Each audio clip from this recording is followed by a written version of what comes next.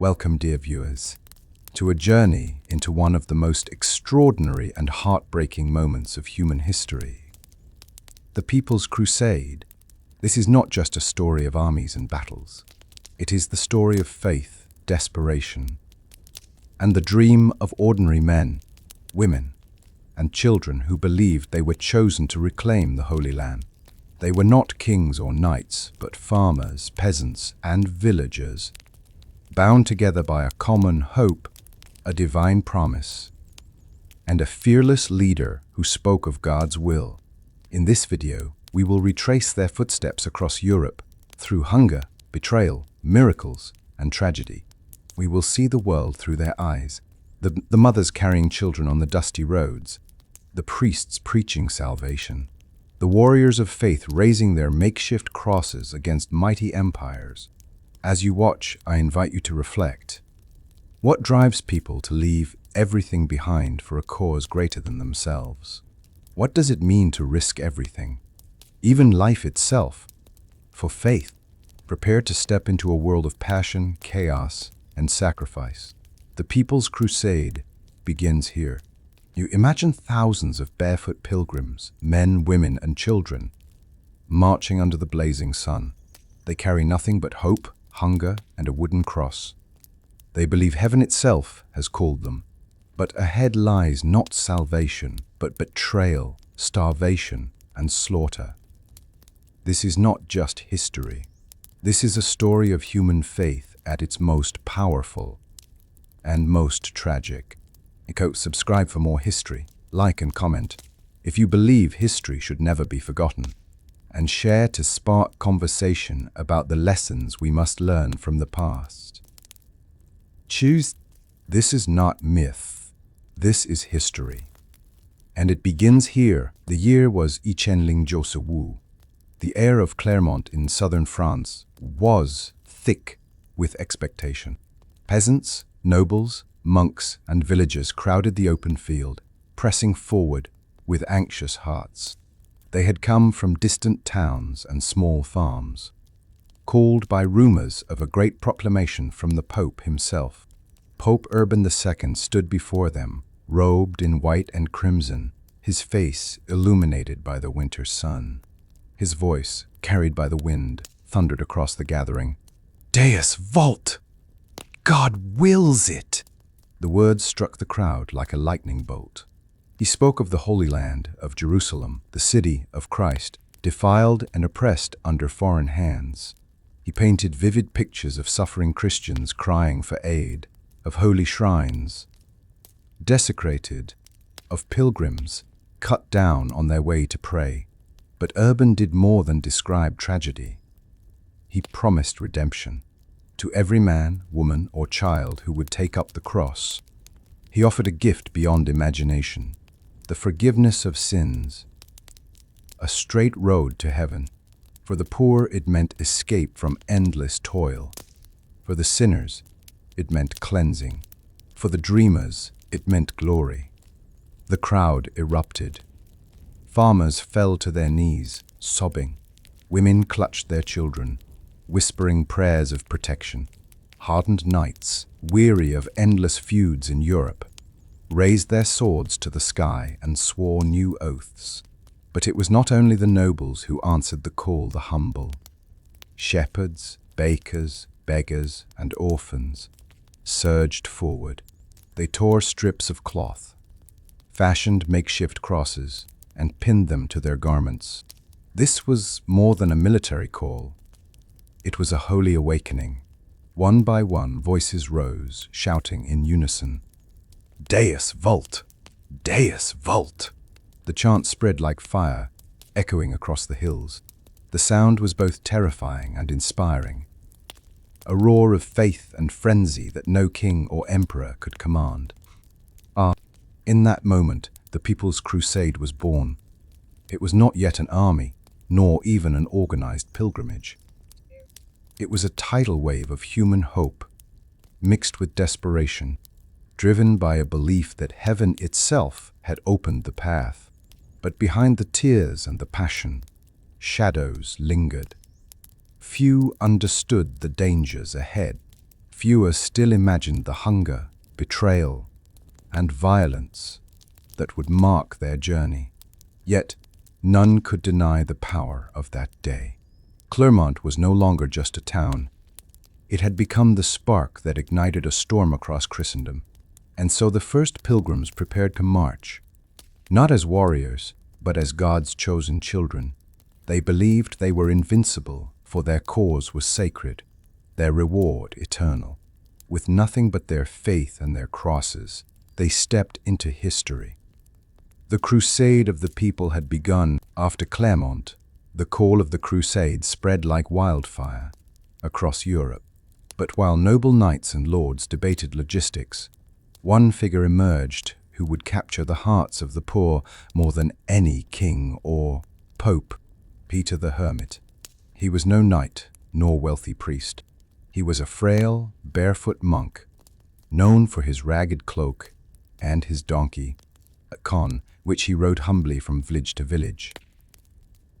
His eyes, however, burned with a strange light, the fire of conviction. To the peasants, he was not distant or untouchable.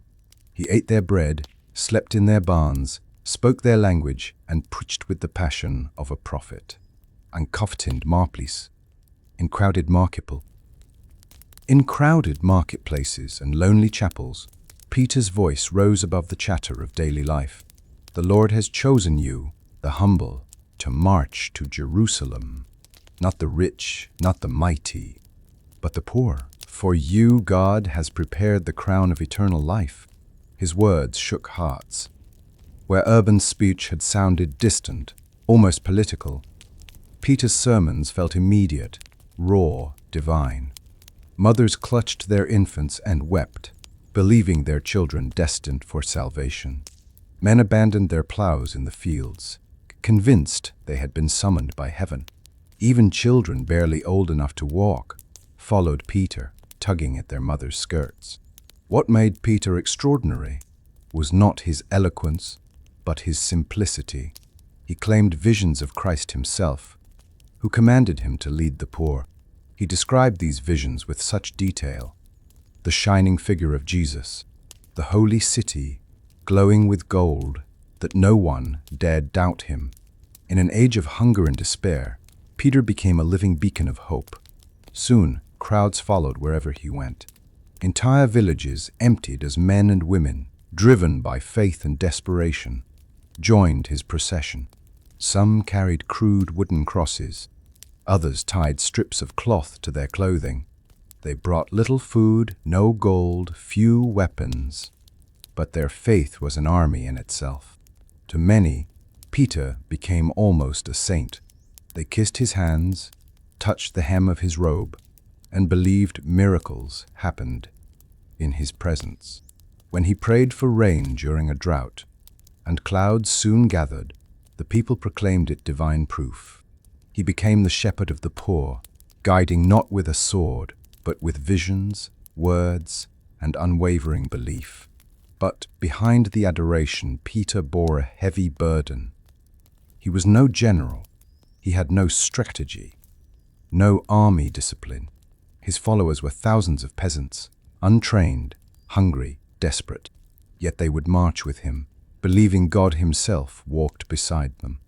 Thus, under the banner of Peter the Hermit, the first great wave of the People's Crusade gathered, not bound by kings, but by faith, not armored in steel, but in hope.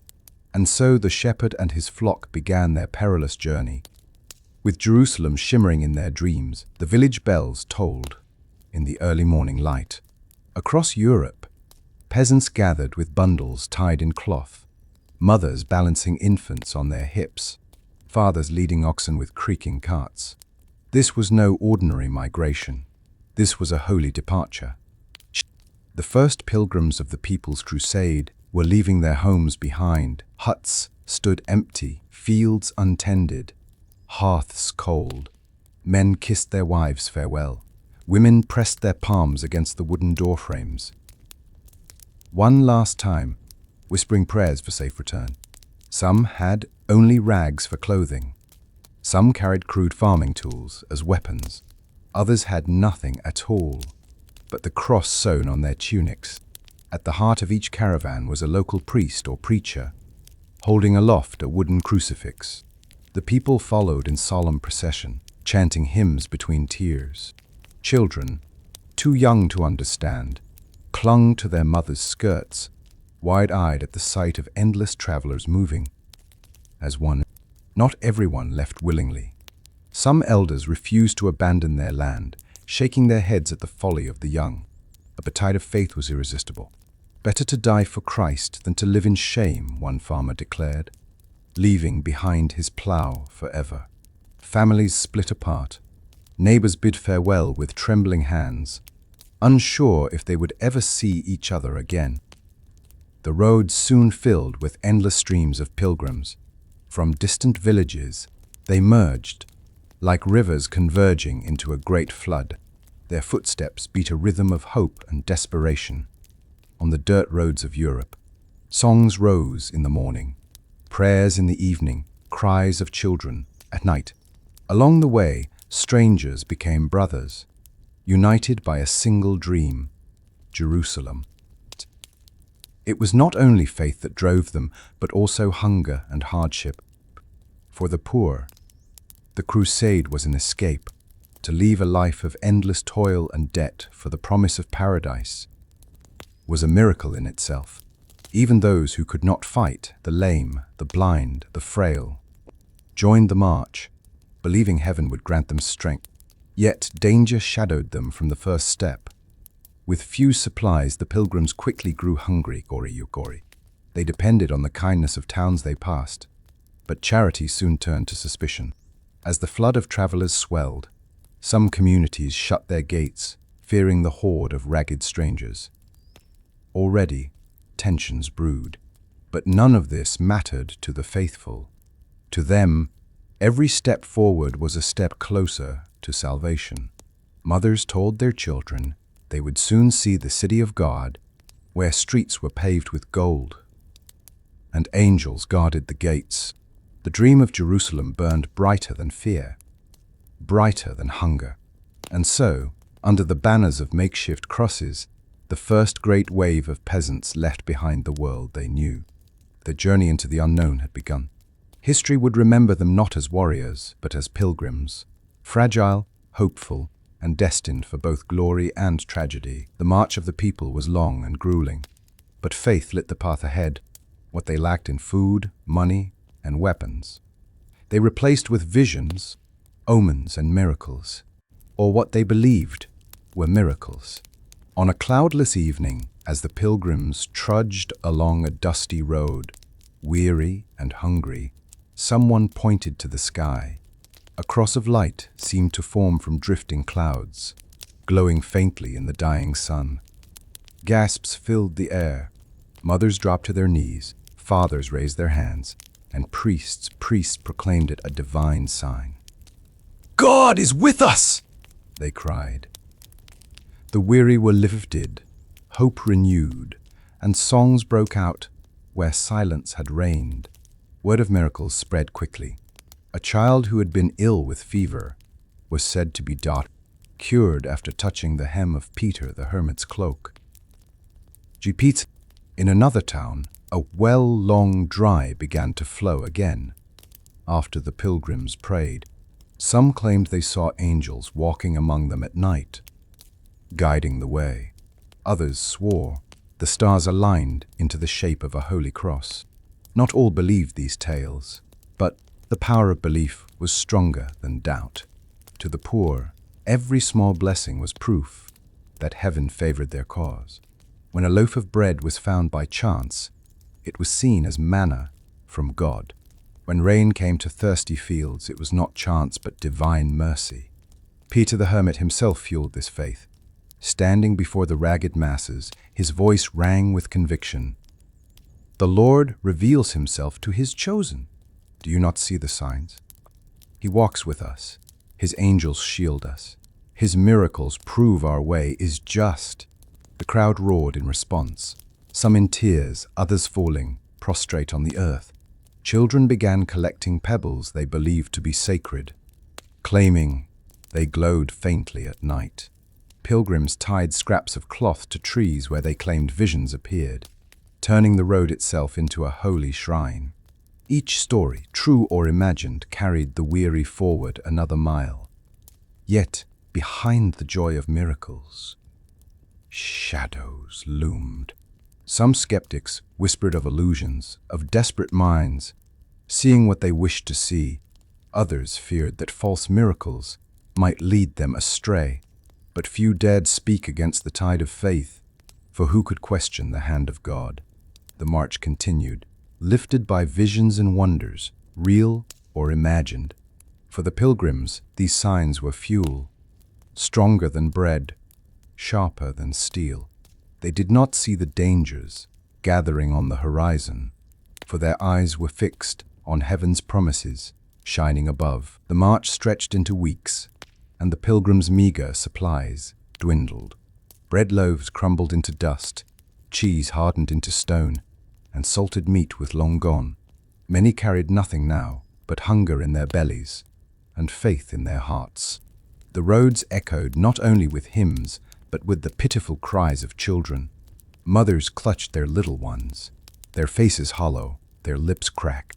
Fathers searched desperately for scraps, wild roots, berries, or even grass. The elderly, unable to keep pace, fell behind, collapsing into the dirt. Some were left on the roadside, whispered prayers their only farewell. At night, campfires burned low, for there was nothing to cook. Families huddled together for warmth, sharing crumbs as if they were feasts. In the darkness, the rumble of empty stomachs mixed with whispered prayers. Lord, give us this day our daily bread. Desperation grew. Some peasants begged at towns they passed, but not every town welcomed them.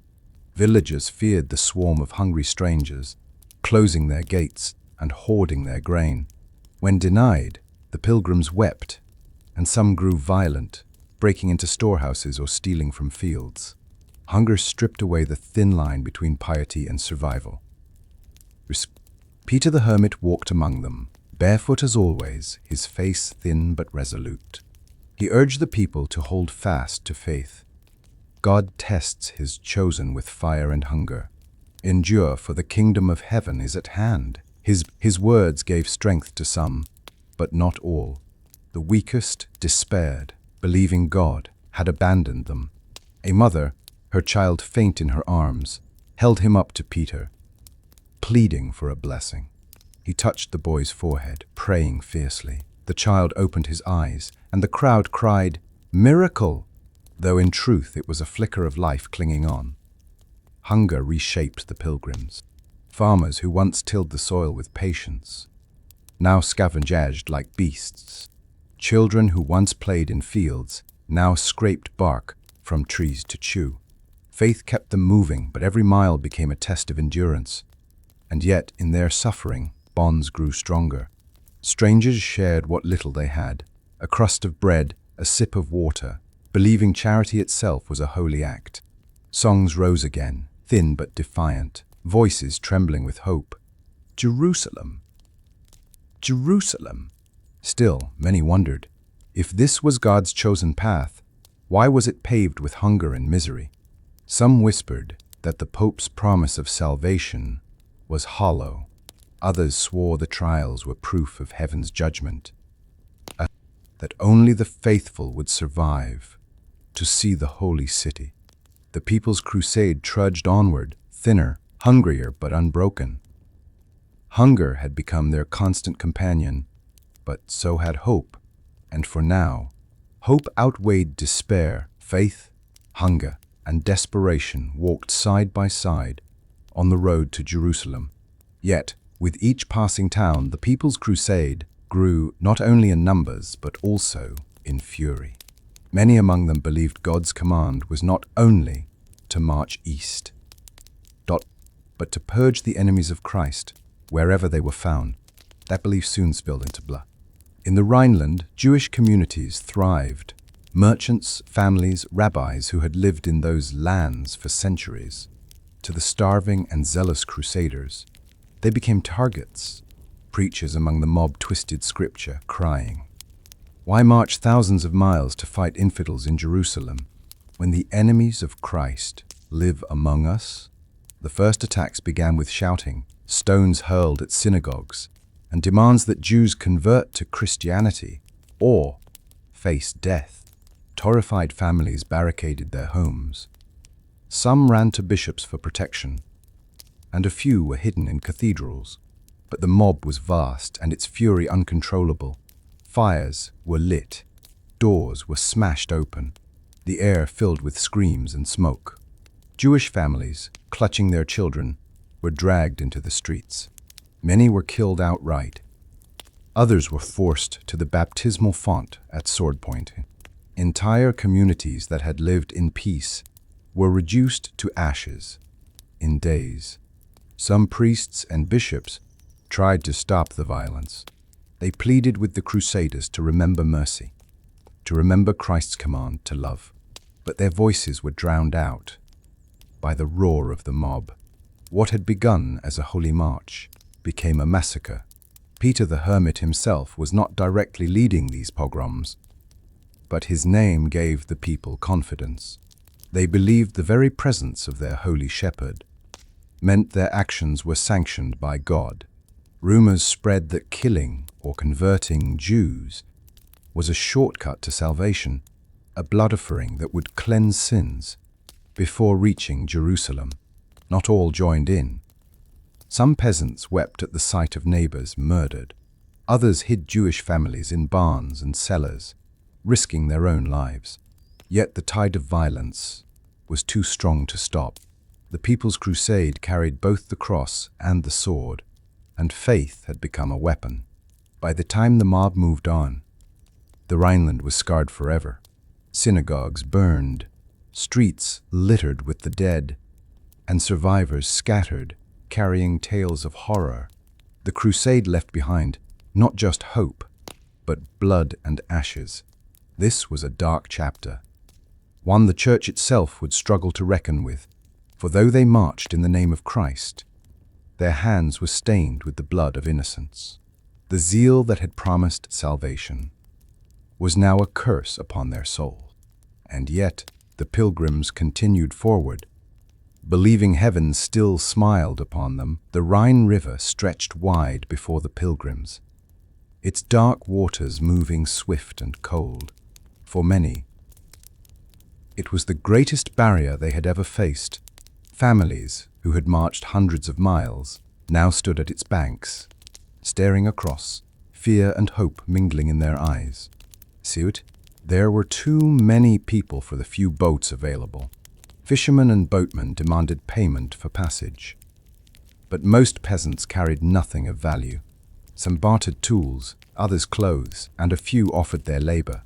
Still, the line was endless and hunger gnawed at patience. Those who could not wait tried to swim. Fathers carried children on their backs. Women clutched bundles of cloth above their heads, and youths plunged into the icy current with shouts of faith. But the Rhine was merciless. Many were dragged under by the current, their cries lost in the roar of the river. Mothers screamed from the banks as their children vanished beneath the waves. But boats overcrowded with desperate pilgrims capsized, spilling dozens into the water. Panic swept through the crowds. Some cried that demons guarded the river. Others insisted it was a trial from God. Yet still they pressed forward, driven by the belief that beyond the Rhine lay the path to Jerusalem. To Jerusalem. Peter the Hermit walked along the banks, urging courage. He prayed aloud for safety, lifting his hands to the heavens as the people crossed. Fear not the waters, for the Lord parted the Red Sea for his people. He will guide us through. His words steadied many, but they could not calm the chaos. On the far side, those who survived built fires to warm themselves, calling out across the river. To encourage the rest, "Come! God is with us!" they shouted, their voices carrying through the mist. Slowly, over days, the multitude crossed. Some ferried, some swimming, many lost. When at last the final group stumbled onto the far bank, exhausted and shivering, the crowd erupted into prayer. They believed their passage was a miracle, that those who perished were martyrs welcomed into heaven. Songs rose into the air, thin but defiant, echoing across the river. Yet beneath the hymns lay grief. Families were torn apart, fathers without sons, mothers without children. The Rhine had claimed many lives, and the People's Crusade marched forward weaker than before. But still they marched. The river had tested them, and though they crossed it bloodied and broken, they saw themselves as chosen, purified by trial, destined for victory. The People's Crusade had grown into a vast, unruly host, tens of thousands of men, women, and children, marching with no order, no single command. What bound them together was faith. But faith alone could not decide when to march, where to camp, or how to fight. Soon, divisions began to tear through their ranks. At the heart of the conflict were the leaders. Peter the Hermit remained the spiritual shepherd beloved by the masses. But he was no soldier. His voice carried weight in matters of faith. Yet when it came to strategy, others stepped forward. Knights and minor nobles who had joined the movement for glory or power.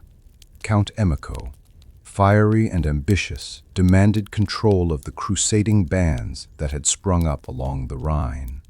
Other knights, suspicious of him, refused. Arguments turned to shouting matches, and shouting matches to brawls. Nobles accused one another of cowardice, while peasants looked on in confusion, wondering if their holy mission was already unraveling. In the fields where the pilgrims camped, small groups broke away, swearing they would reach Jerusalem faster, without the burden of the rest. Some bands took to raiding villages for supplies, justifying their actions as God's will. Others clung to Peter, refusing to follow anyone else, trusting only his visions. The air of unity that had once swept through them at Clermont was fading. Now, distrust and suspicion crept in. Pilgrims whispered that some leaders sought riches rather than salvation. Others claimed rival groups were cursed, and that traveling with them would bring God's wrath. One night, around a smoky campfire, Peter the Hermit tried to restore order. His voice rose in prayer, begging his followers to remain united. "We are one flock, one people of God. The Lord did not call us to quarrel, but to march, as brothers and sisters, toward his holy city." Many wept at his words, but not all listened. The next morning, several bands departed, their banners of cloth and wood drifting into the distance. The crusade was fracturing. Before it had even faced its true enemy, those who remained clung more tightly to Peter, seeing him as the only light in the chaos. But even Peter knew the danger. Without unity, their holy march risked becoming a trail of broken fragments, too weak to withstand the trials to come. And so the People's Crusade continued, no longer a single tide but a scattering of streams, divided by ambition. The seeds of tragedy had been sown. The long road east brought the People's Crusade to the borders of Hungary. Word of their coming had reached the towns and villages ahead of them, not as tales of pilgrims, but of a horde, the Sote. To the locals, tens of thousands of ragged strangers looked less like holy travelers and more like invaders. At first, the pilgrims tried to approach peacefully. They begged for bread, water, and a place to rest. Some towns, moved by pity or fear, offered food. Mothers and children knelt in gratitude, whispering blessings on their hosts. But kindness was rare. Many Hungarians barred their gates, refusing to be overwhelmed by the sheer numbers. Tensions grew quickly. A single spark was enough to ignite violence. When one band of hungry crusaders raided a marketplace for grain, Hungarian guards retaliated with steel. Swords clashed with farming tools. The cries of women and children rose above the din. As chaos spread, Peter the Hermit tried to restore order. He walked among his people, pleading for peace, reminding them that they were pilgrims, not raiders. Yet, Even his words could not still the rumbling of empty stomachs. Desperation drove many to steal, and every theft deepened the hostility of the locals. Some peasants were killed in skirmishes. Others were captured and punished as thieves. Rumors spread quickly that Hungarians plotted to destroy the entire crusade. Fear turned to anger, anger to violence. Whole villages were looted as the mob demanded food and supplies. From the walls of fortified towns, Hungarian soldiers watched the endless stream of ragged pilgrims. They saw not saints, but a restless, dangerous tide. The further the crusaders marched, the more doors were shut against them.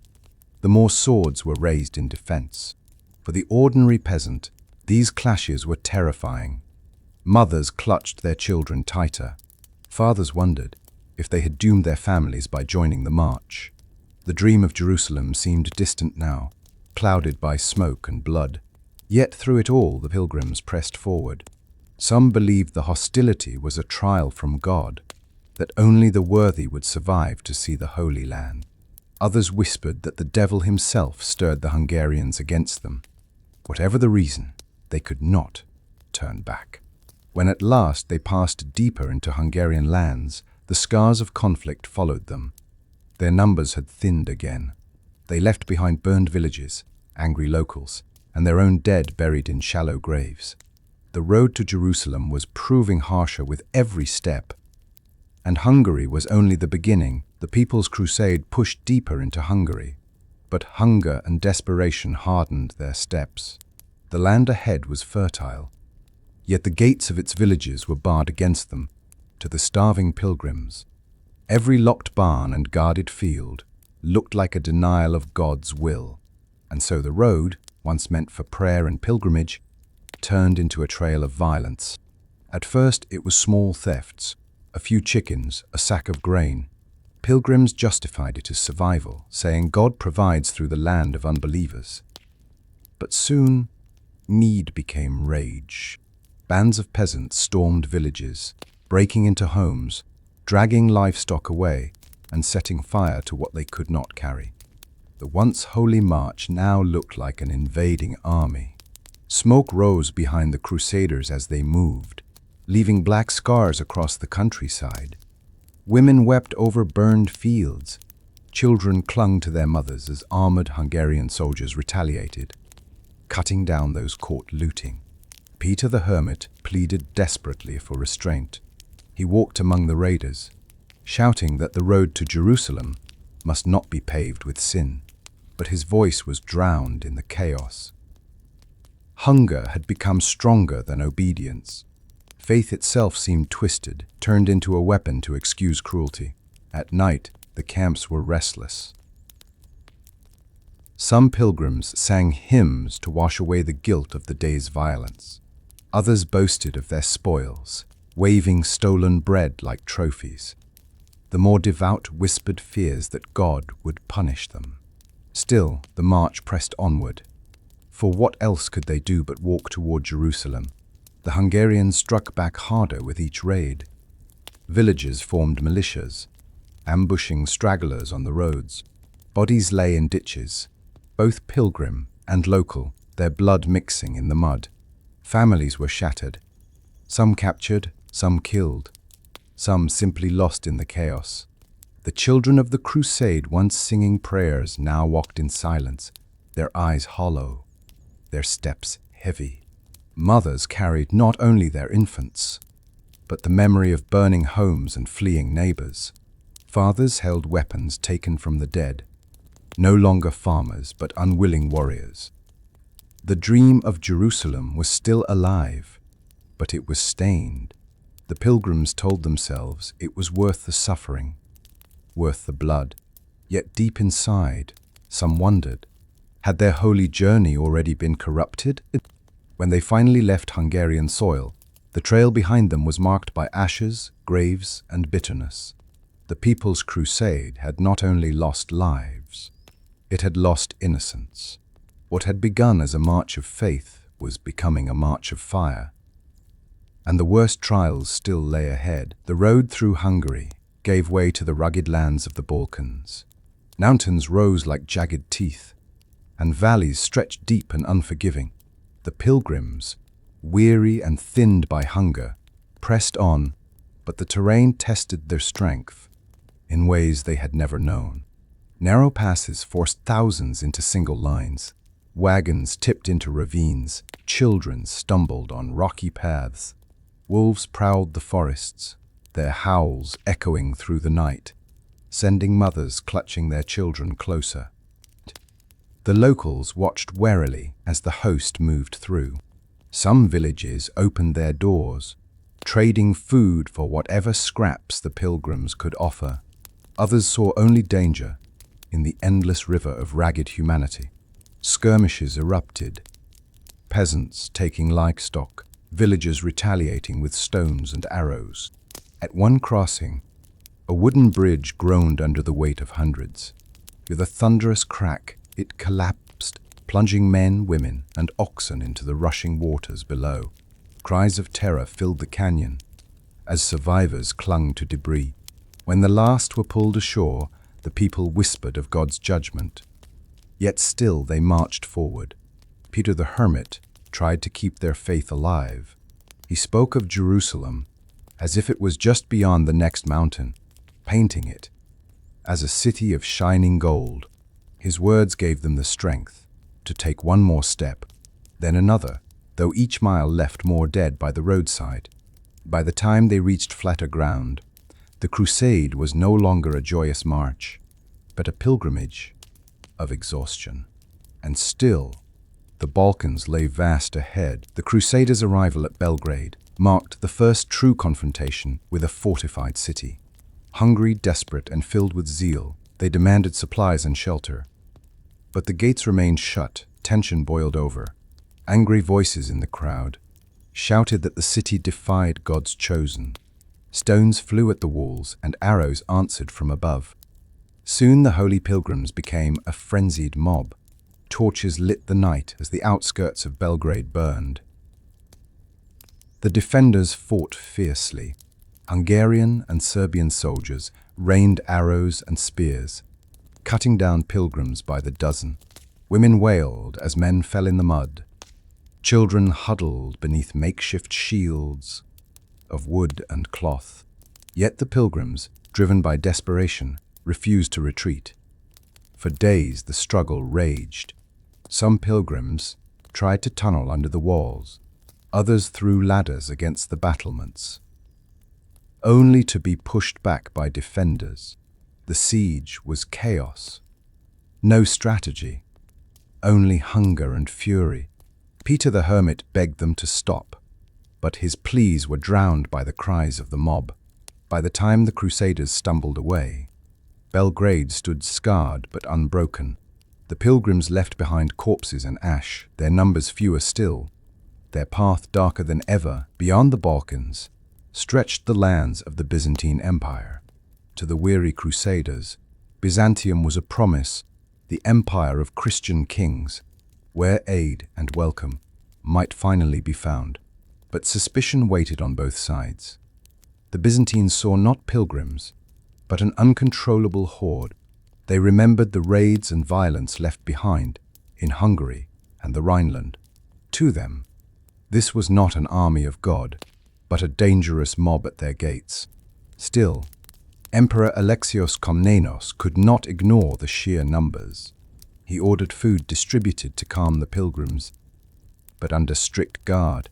Soldiers escorted the ragged masses through towns. Spears always ready, Byzantine merchants eyed them with contempt, whispering about their stench, their hunger, their chaos. The pilgrims, for their part, saw Byzantium as both savior and betrayer. They marveled at the wealth of its cities, golden churches, bustling markets, rich silks, yet grew envious and resentful. Some shouted that these riches should be theirs, spoils for God's people. Tension simmered. Small fights broke out between Crusaders and Byzantine guards. Some pilgrims stole food from markets, claiming God's will. Others fell to their knees in awe at the sight of Constantinople's distant walls. The People's Crusade had reached the edge of Christendom's greatest city. And here, their fate would take a turn they could not imagine. When the People's Crusade reached Constantinople, they stood awestruck.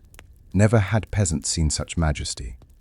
Walls that towered like mountains, domes gleaming with gold, streets alive with trade from every corner of the world.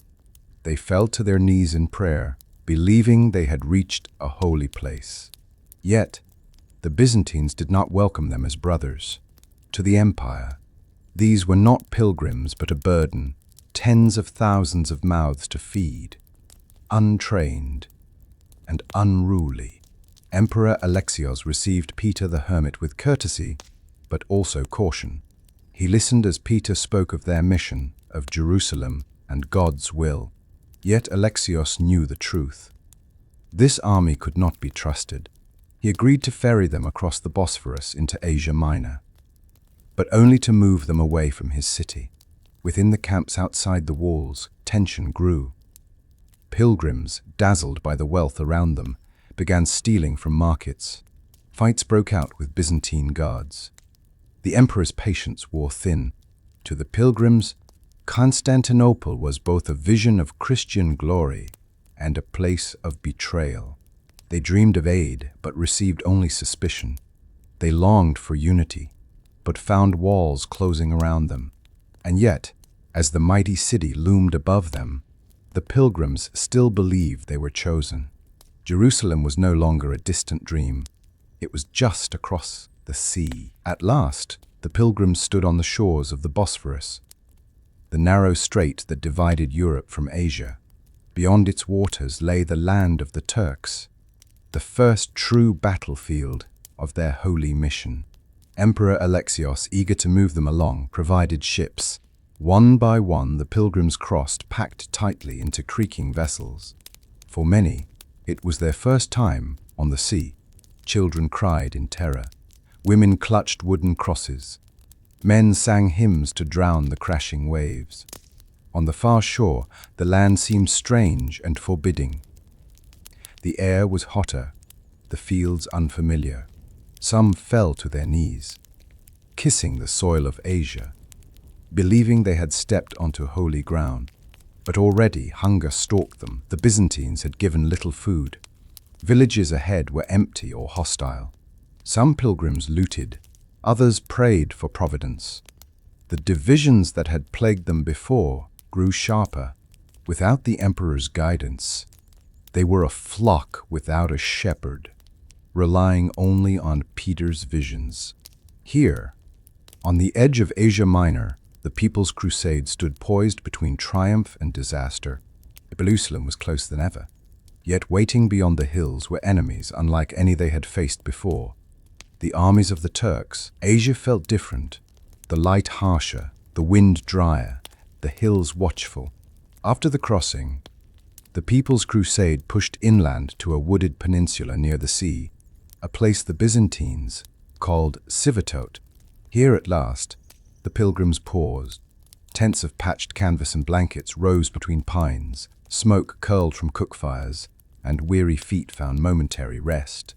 But rest brought talk, and talk brought division. Leaders emerged, not by appointment, but by volume.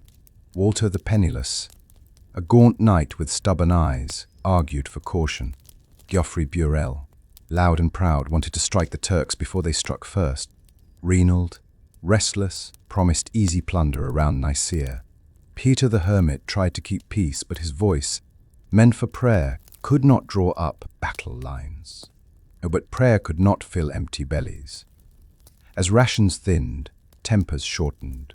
When a small party returned with sacks of grain from a deserted farm, cheers met them, and so did angry questions.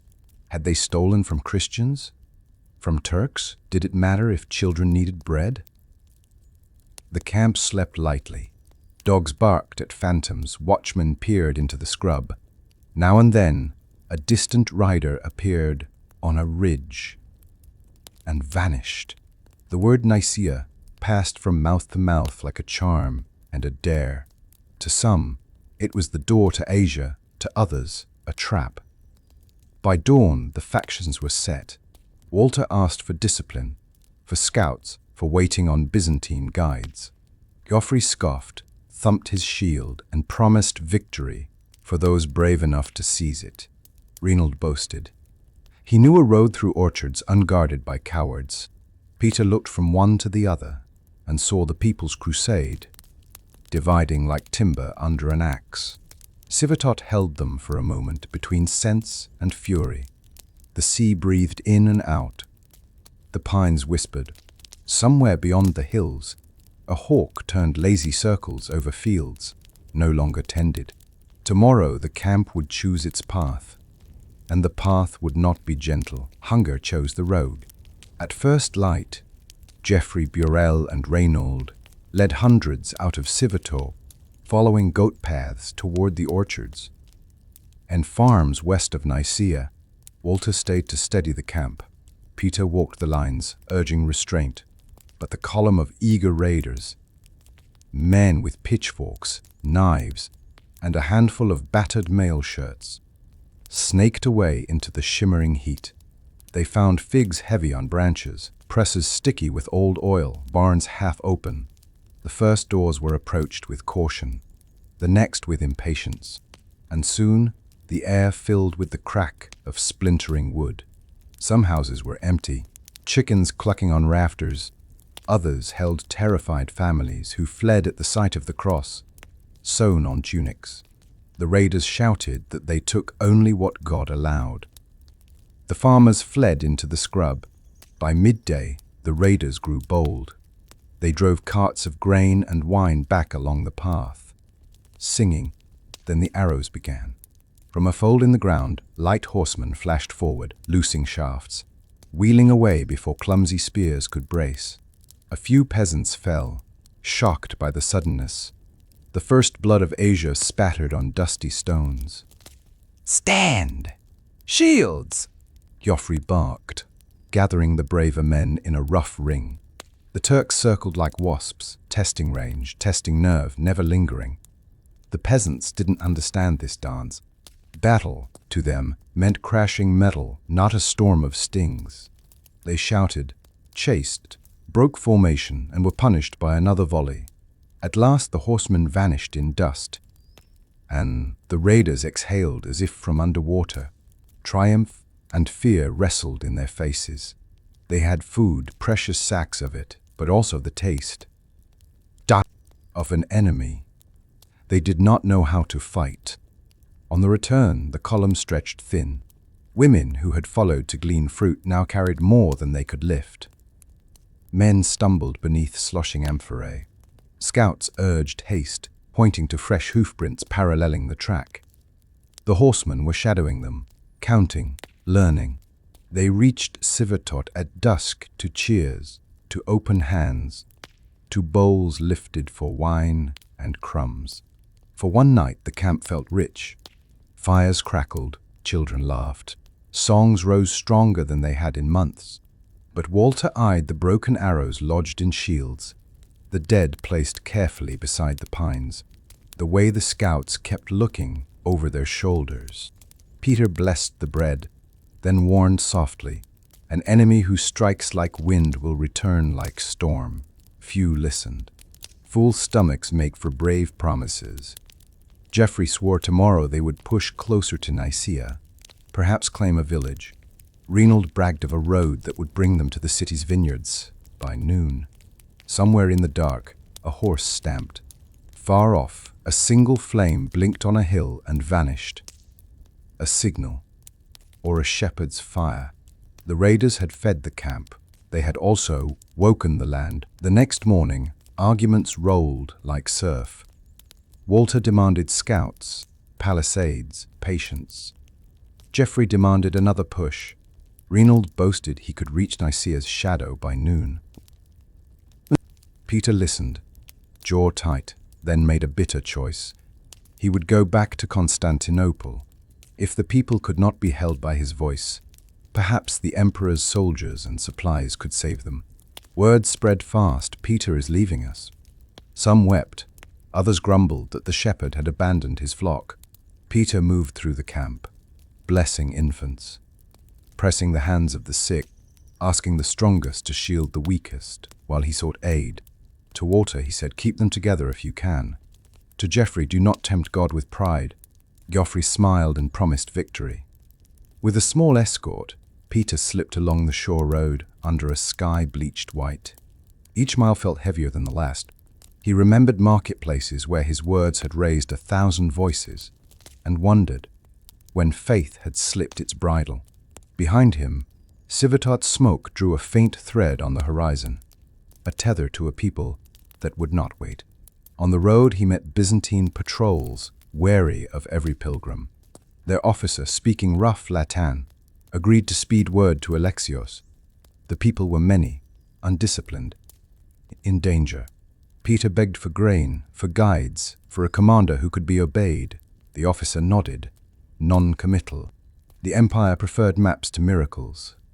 Back at Civetot, Peter's absence left a hole hymns could not fill. Walter organized watches, marked the trees where palisades might be raised, posted boys to count distant fires at night. Geoffrey gathered his loyalists, boasting that the hermit's prayers have unlocked the way. Rhineland sent runners to rouse more men for tomorrow's strike. That night, the sea sighed, and the pines talked in their dry whisper. Women mended, men muttered. Children slept with crusts clutched in fists. In the chaplain's corner, a priest asked what becomes of vows. When leadership scatters, the vow remains, another said. But it may carry us where it did not promise to go. On the outskirts, a pair of scouts found hoofprints doubling back over their own, a sign. The enemy had been behind them, watching their watch. They brought the news to Walter, who tightened the pickets. He sent a message to Geoffrey. No large parties beyond the ridge before dawn. Geoffrey laughed and said dawn was late for heroes. Along the Bosphorus, Peter's party reached a Byzantine outpost by torchlight. He waited under an icon's dim glow, while a clerk scratched letters by oil lamp. He had carried the people this far, with visions and words. Now he prayed that ships and soldiers could carry them the rest of the way back from the brink. It began with a rumor: Nicaea has fallen. A runaway servant or a planted spy shouted that Christian banners flew over the walls. Wrote a Porteus that Turkish garrisons had fled, that spoils waited for the swift. Geoffrey seized the moment. Trumpets, little more than battered horns, sounded through Civetot. "To Nicaea!" he cried. Men scrambled for weapons. Boys begged to go. Women pleaded and were ignored. Walter argued to wait for confirmation, to send a small party first. Geoffrey mocked him. Cowardice dressed as prudence. The column poured out. Thousands this time, not the careful raiders of yesterday. They moved fast, leaving palisade stakes half-driven and cooking pots cooling by the fire. Dust rose behind them like a banner. The path bent through scrubland and low hills. At the Draken Valley, the lead ranks saw movement, a knot of horsemen in flight, cloaks flapping, one banner ragged. "They run!" someone shouted. A cheer rolled forward. The column broke into a trot, then a ragged charge. From the slopes, the Turks materialized. First dozens, then hundreds. Then a crescent of riders closing like a scythe. Horns answered horns. Arrows fell in a hiss that sounded like rain. The front ranks faltered, then crumpled. Those behind shoved forward, not seeing the trap until the trap had teeth. Geoffrey tried to rally a corps around a scrubby knoll. Shields up, spears outward. The Turks flowed around the edges, loosing and wheeling, always just beyond reach. Men who had shouted of glory now crouched behind barrels, praying. Rhineland led a wild rush uphill. A volley met him. He vanished in dust and hooves, panic rippled backward. The column buckled, then broke. Some fled for the trees. Others tried to lift fallen friends and were cut down. Boys threw stones at horsemen who did not slow. The air filled with screams, iron, and the terrible, calm drumming of hooves. Back at Civetot, Walter heard the horns change note. He knew that sound, not triumph, but unraveling. He formed a rearguard, ordered women and children toward the shore, and shouted for any man with a bow to the tree line. The path vomited survivors into the camp, faces white, hands empty. Behind them came the riders. What followed was not battle but harvest. Among the pines, under the prayer flags, by the very crosses they had raised, the People's Crusade met the storm Peter had warned of. Some knelt and were struck, some fought and fell, some ran and were ridden down. By afternoon, the valley of Drakon was a carpet of bodies and broken vows. The trap had closed, and the people who had sung to Jerusalem lay silent in Asia's dust. Smoke drifted through the pines. The camp was shattered, tents slashed, kettles overturned, icons trampled into sand. Water gathered perhaps a few hundred survivors behind carts and felled trees. Grim faces streaked with sweat and ash. The Turkish riders probed, loosing arrows, darting away, when a knot of desperate men lunged. From the shore came a new sound, oars. Byzantine ships rounded the point, hulls black against the sun, their prow cutting clean furrows. Purple banners snapped in the wind. A captain with a scar like a rope along his cheek waved a signal. Over the ridge, another line appeared. Imperial infantry with long shields and steady steps. Emperor Alexios had heard, or Peter's plea had reached someone's ear. The riders, sensing fresh steel, pressed a last assault. Walter's line sagged, then held as the Byzantines advanced in a slow, implacable wall. Horn to horn, shout to shout. The tempo shifted. Where the people had scattered like straw, the trained ranks planted themselves like stones. The Turks circled, tested, then withdrew to the edges, watching for stragglers rather than glory. Women and children were hurried to the beach. Sailors hauled them aboard, hands bleeding from urgency. A mother, eyes empty, clutched a bundle too light to be a child. A priest carried a cross dark with soot, and would not let it go even to climb the ladder. A sailor swore, took the cross and the priest together. Walter searched the wreck of the camp for Geoffrey and Reynold, and found only familiar shields without familiar voices. He stood a moment under a leaning pine, then turned to the living. "Move," he said, and they moved. He did not speak of vows. He spoke of steps, to the water, to the boats, to the far shore where arrows could not reach. On the deck, survivors stared at the shrinking camp. Some crossed themselves. Some could not lift their hands. The sea, which had carried them to Asia, now carried them back, not to triumph, but to reckonings. Constantinople's walls rose ahead, indifferent as mountains. Peter met them at the quay, face ashen. He listened to the names that would not be answered, and did not try to fill the silence with miracles.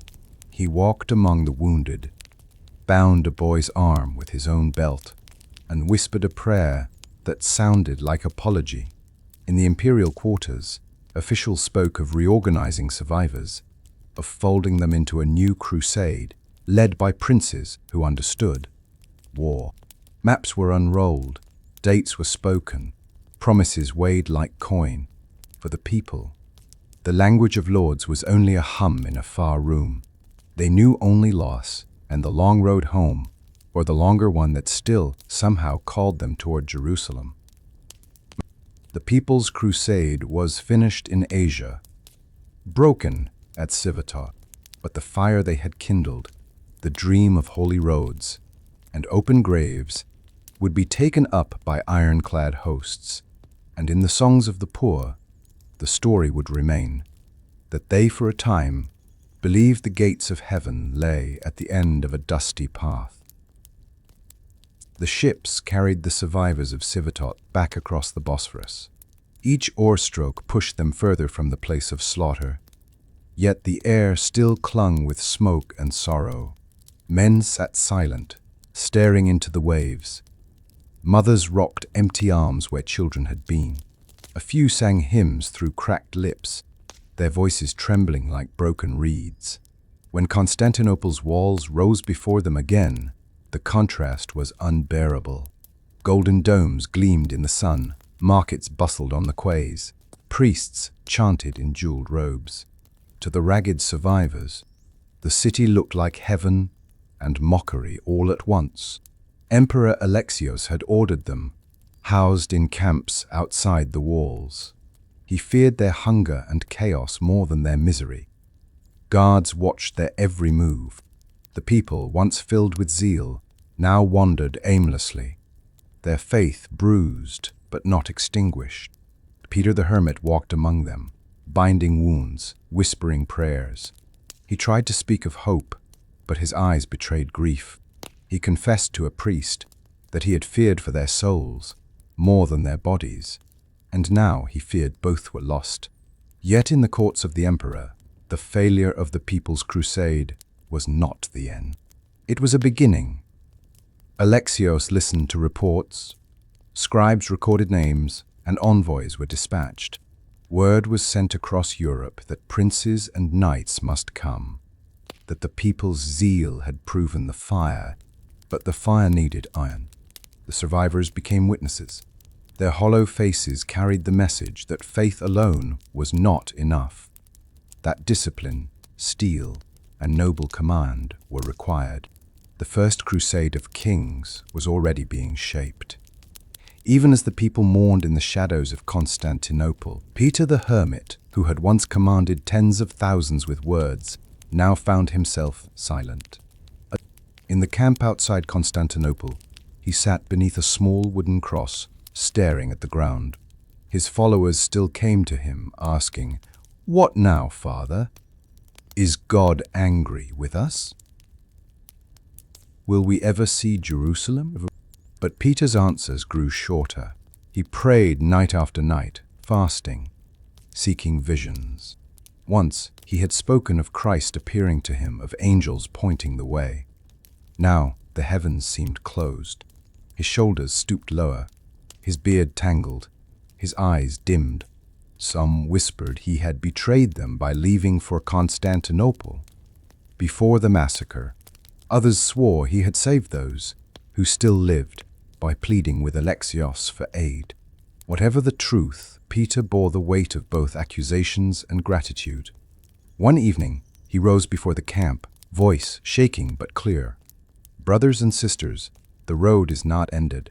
We are beaten, yes, but not broken. The Lord has not forsaken his people. We may not see Jerusalem with these eyes, but others will. Hold fast to faith." The crowd wept, not in triumph but in mourning. They knew the shepherd had no flock left to lead. While the people mourned, Europe stirred again. The failures of the poor did not end the vision of a holy war. It ignited it. Kings, counts, and knights began to march. Their banners bore lions, eagles, and crosses embroidered in gold. From France came Godfrey of Bouillon, tall and resolute. From Normandy, Bohemond of Taranto, cunning and fierce. From Toulouse, Raymond of Saint-Gilles, proud and devout. Each brought not barefoot peasants, but trained knights and armored retinues. When they arrived in Constantinople, the contrast was stark. Where the people's crusade had been chaos, the prince's crusade was order, gleaming armor, disciplined ranks, supply trains. The survivors of Civetot watched from the roadside as these ironclad hosts passed. Some cheered, others wept. Remembering what might have been, Emperor Alexios received the princes as partners, though uneasily. He sought to direct them toward his own aims, reclaiming lost Byzantine lands. The princes, however, dreamed of Jerusalem itself. The people's crusade had ended in ruin, but it had lit the torch. Now that torch, passed into the hands of kings. Though the princes marched on, the memory of the People's Crusade lingered. In villages across Europe, widows waited for husbands who would never return.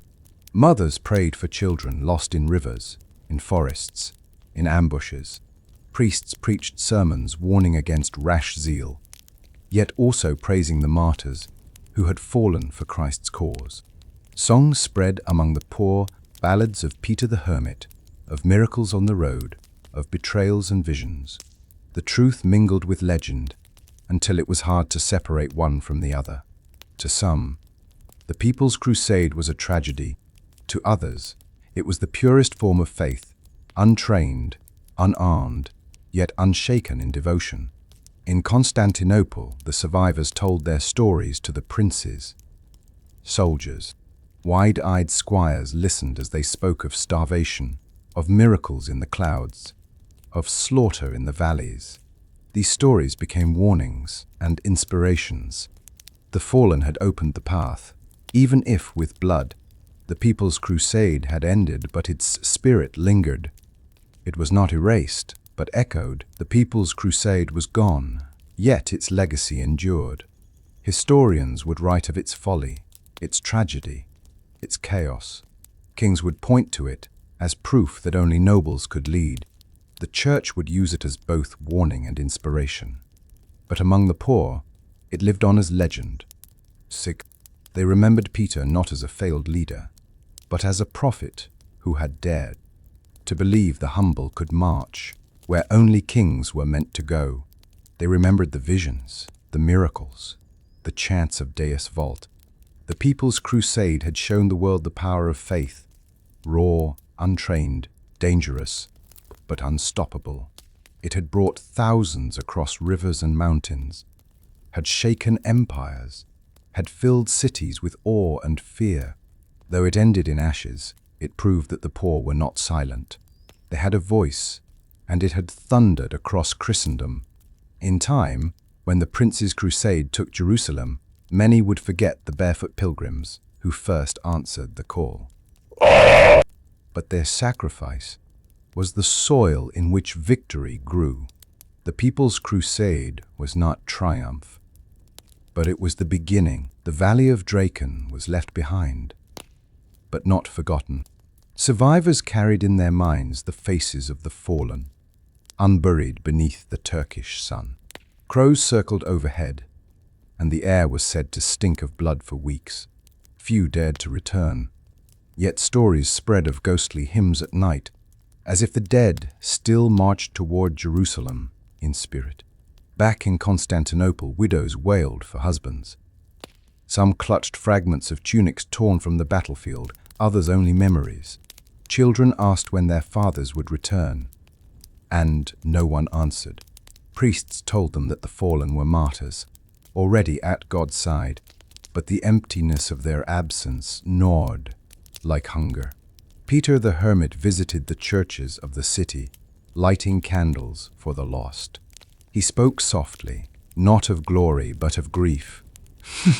He confessed that he envied the martyrs, for their faith had been sealed, while he still walked burdened with doubt.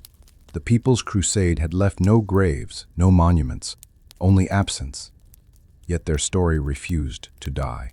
It haunted the empire, a whisper of both faith and folly. Constantinople's markets bustled with spices, silks, and coins, but in the shadows, whispers of the People's Crusade lingered. Merchants muttered of thefts and disorder. Byzantine soldiers scoffed, calling the pilgrims beggars of Christ. Yet among the poor of the city, the story became something else, a tale of courage. Fishermen swore they had seen miracles, lights over the Bosphorus, angels guarding the survivors. Street preachers declared the blood of peasants had watered the road to Jerusalem, and that the princes would now walk it to victory. Some even claimed Peter was a second Moses, leading his people through trials of fire and water. Children of the poor dressed in rags and played crusaders, holding sticks as crosses, chanting Deus Vult, while their parents watched with mixed pride and sorrow. The People's Crusade had failed, but it had captured imagination. For Emperor Alexios, these whispers were troubling. Faith that could raise thousands could also shake empires. He urged scribes to record the tragedy carefully, to remind Europe that zeal without order ended in ruin.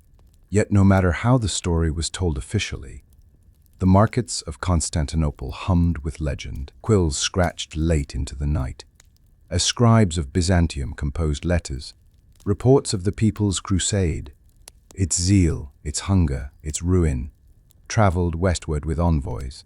Pope Urban received word in Rome.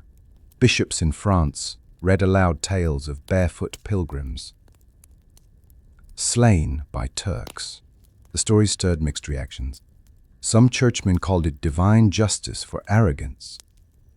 The poor had marched without discipline, and God had humbled them. Others proclaimed them holy martyrs, proof that Christendom's common folk were ready to sacrifice everything for the Holy Land. In monasteries, monks recorded visions and miracles recounted by survivors. In taverns, minstrels sang crude songs of Peter the Hermit, half truth, half mockery. Farmers in France whispered that perhaps their neighbors, who had left barefoot, now sat at God's table. Abuse. These letters lit fires in noble courts.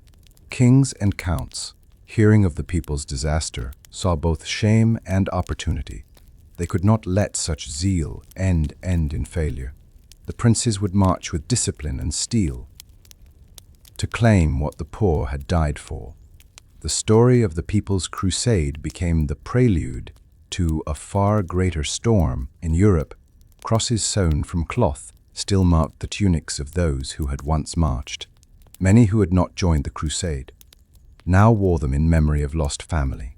The symbol spread wider than before, not just among knights, but among peasants, craftsmen, even children.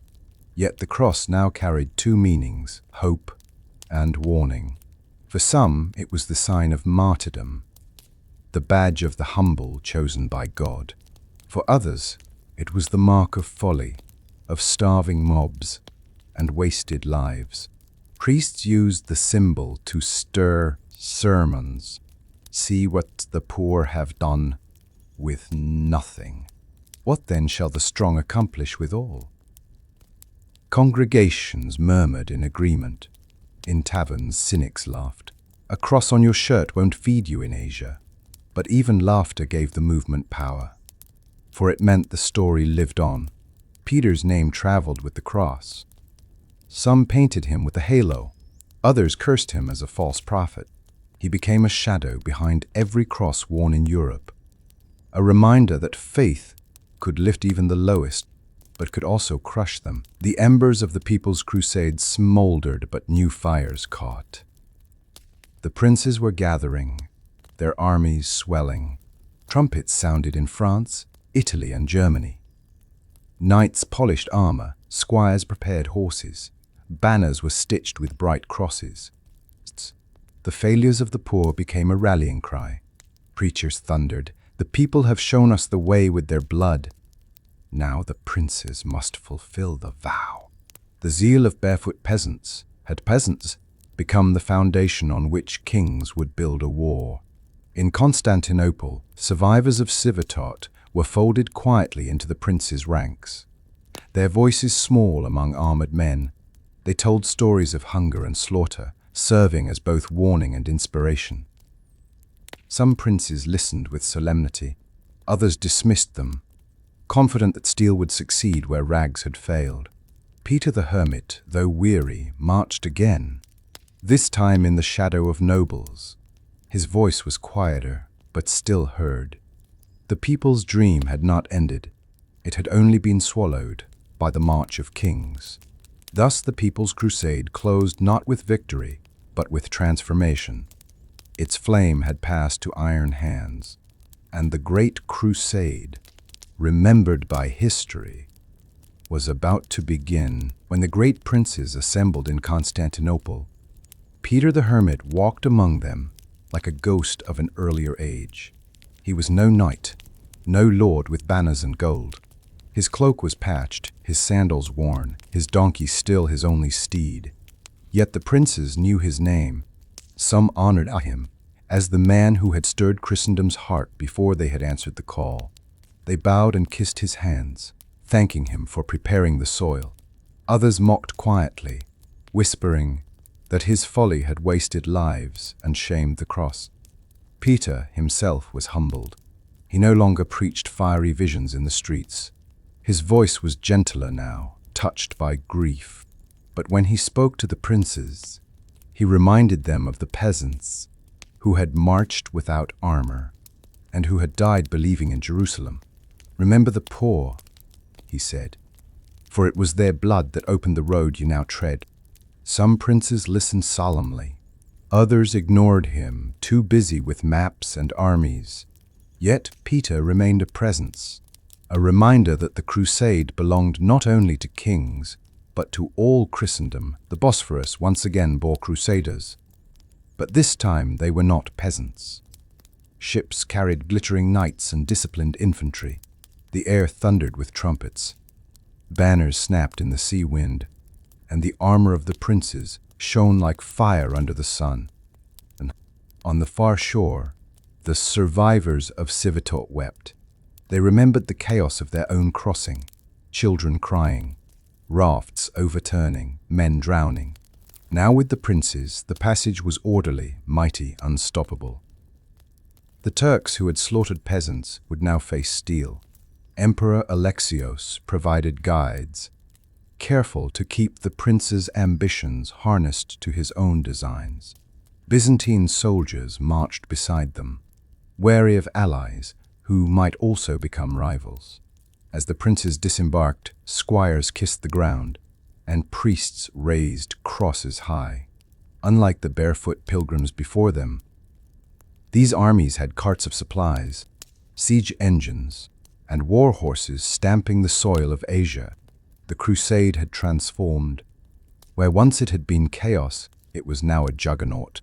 The people's dream had been taken up by the princes, and the march resumed. The prince's first great target was Nicaea, the very city where the people's crusade had perished. Now the city loomed again, its walls strong and its defenders ready. The princes encircled it with discipline. Siege engines were built, towers rolled forward, trenches dug. Trumpets signaled order, not chaos. The survivors of Civetot whispered of their slaughter in the valley nearby, watching knights now take the field where they had died. The Turks fought fiercely, raining arrows and stones. But the princes pressed on, battering the walls with rams, firing stones with catapults, tunneling beneath towers. The siege was long and brutal, but the crusaders held their lines. In the end, it was not the princes but the Byzantines who claimed victory. Emperor Alexios secretly negotiated with the defenders, and Byzantine banners rose over the city before the crusaders could storm it. The princes grumbled, furious to be denied plunder, but they could not challenge the emperor yet. For the survivors of the People's Crusade, the fall of Nicaea was bittersweet. The place of their massacre was redeemed, but not by their hands. After Nicaea fell, some survivors of the People's Crusade returned to the valley of Dracon. They sought the graves of their kin, but found only bones scattered across the fields. Crosses lay broken, tunics torn, skulls bleached under the sun. The knights of the princes passed through the same valley. Some mocked the peasants who had perished, calling them fools. Others grew solemn, realizing that without the zeal of the people, the prince's crusade might never have been born. Peter himself walked silently through the valley. He knelt among the bones, pressing his forehead to the earth. He whispered prayers for the dead, his voice trembling. Around him, survivors lit candles, weeping, as they raised crude crosses once more. The valley became a shrine, a place of mourning, and also of warning. The People's Crusade might have ended there, but its ghosts walked with every knight who now marched toward Jerusalem. The People's Crusade had begun with barefoot pilgrims and ended in ashes. But their story did not vanish. It lived on in the princes who now marched, in the survivors who still prayed, in the songs sung in villages across Europe, in the camps of the princes. Veterans of Civetot told their tales around fires. Young squires listened wide-eyed, learning both the folly and the faith of the people who had come before. Priests retold their suffering as sermons, urging knights to fight harder so the people's sacrifice would not be wasted. Peter walked quietly now, less a leader than a witness. He had seen faith rise like a storm and collapse in ruin. Yet he believed still. He told the princes, "If you succeed, it will be because the poor showed the way first." The princes nodded politely, though most thought victory would be theirs alone. Yet in truth, the People's Crusade had lit the fire. Without them, there might have been no great march, no siege, no triumph to come. The torch had been passed, and though history would remember the princes' victories more than the people's sacrifice, the first flame belonged to the poor. The princes pressed onward from Nicaea, their armies disciplined and strong. The People's Crusade was now a shadow behind them, but its story still lingered.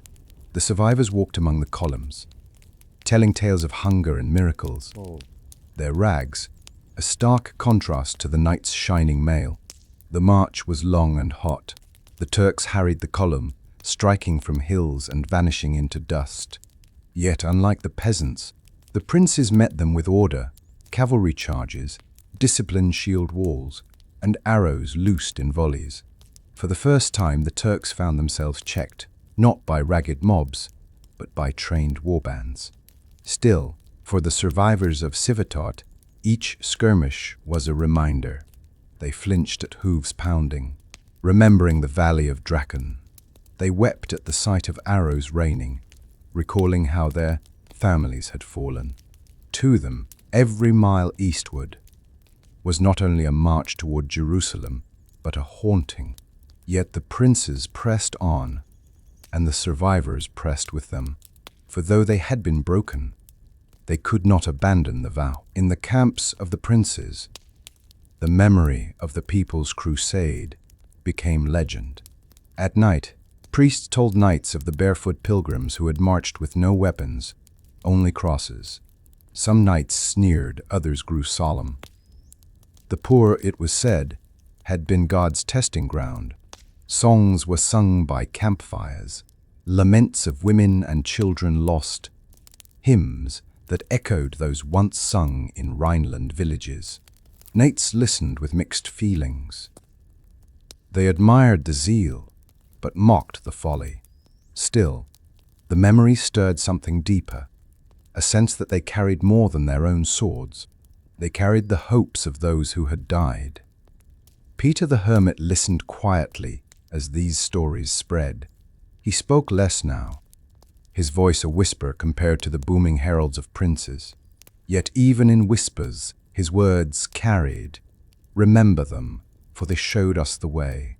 And so the People's Crusade became not only a tragedy, but a shadow guiding the greater crusade forward. Unlike the peasants, the princes achieved victories. At Dorylium, their disciplined ranks held against Turkish cavalry, and their counterattack shattered the enemy. Trumpets sounded, banners waved, and the crusaders rejoiced. For the survivors of the People's Crusade, watching this triumph was bittersweet. They saw knights stand where their families had fallen. They saw victory where they had known only slaughter. Tears filled their eyes as they whispered prayers for the dead. The princes pressed forward, city after city falling. Yet, even as they triumphed, the people's story followed them. In victory, sermons priests declared, "We win because the poor showed us the road." The barefoot martyrs became part of the prince's triumph, their blood mingling with the steel of the nobles. Though history would sing of the prince's victories, The People's Crusade was the silent presence behind every triumph. Years passed, battles fought, miles crossed. At last, the Crusaders neared Jerusalem. The holy city rose in the distance, its walls shimmering in the desert heat. Trumpets blared, hymns thundered, and the prince's armies fell to their knees in awe. Among them were survivors of the People's Crusade. They wept openly. Some had lost everything, families, villages, innocence, but still lived to see the city their loved ones had dreamed of. They whispered, "They should have been here." Knights sharpened swords, engineers built siege engines, priests blessed the troops, but the survivors prayed quietly, not for victory, but for remembrance. They carried the memory of Civetot into the shadow of Jerusalem's walls. And Civetot is for the world would remember the princes who took Jerusalem, but the poor who had first set out, they were fading into silence. And so the survivors prayed that when the cross was raised over the city, the names of the forgotten would rise too. When Jerusalem finally fell in Xerigordos, the world rejoiced. Trumpets rang, crosses rose above the walls, priests sang hymns of victory. The princes were hailed as heroes, their names etched in history. But in the shadow of their triumph lived the memory of the People's Crusade. Their barefoot march had ended in tragedy, their bones left on roads and valleys. Yet their zeal had been the spark. Without them, there may have been no great crusade, no victory, no Jerusalem reclaimed. Peter the Hermit lived on, remembered by some as prophet, by others as fool. Survivors told their children of hunger and miracles, of betrayal and slaughter. And in Europe, peasants still spoke of how ordinary men and women once walked the road to God. The People's Crusade was not victory. It was not conquest. It was faith raw and unshaped, beautiful, tragic, and unforgettable. Its legacy lived in both warning and inspiration. That faith alone can move nations, but without wisdom, it may also destroy them. And so, though history crowned the princes, the first flame belonged to the poor. The People's Crusade was their gift, their sacrifice, their story. Dear friends, as we end this journey through history, I invite you to pause and reflect. The People's Crusade was not a tale of kings, crowns, or grand victories. So, it was the story of ordinary men, women, and children who believed that faith alone could carry them across rivers, mountains, and battlefields. They carried no wealth, no armor, no power, only hope, hunger, and the dream of Jerusalem. Their march ended in tragedy, yet their voices still echo. They remind us that the greatest movements in history are often born not from palaces, but from the hearts of the poor. They remind us that faith, when pure and unshaped, can inspire the impossible and also lead to suffering beyond measure. As you leave this story, ask yourself, what drives human beings to risk everything for belief? What dreams are so powerful that people will leave behind their homes, their families, even their lives? The People's Crusade may have failed, but it lit a torch that changed the world forever. Thank you for walking this path with me. May their story remain but remembered as a testament to both the beauty and the cost of human faith.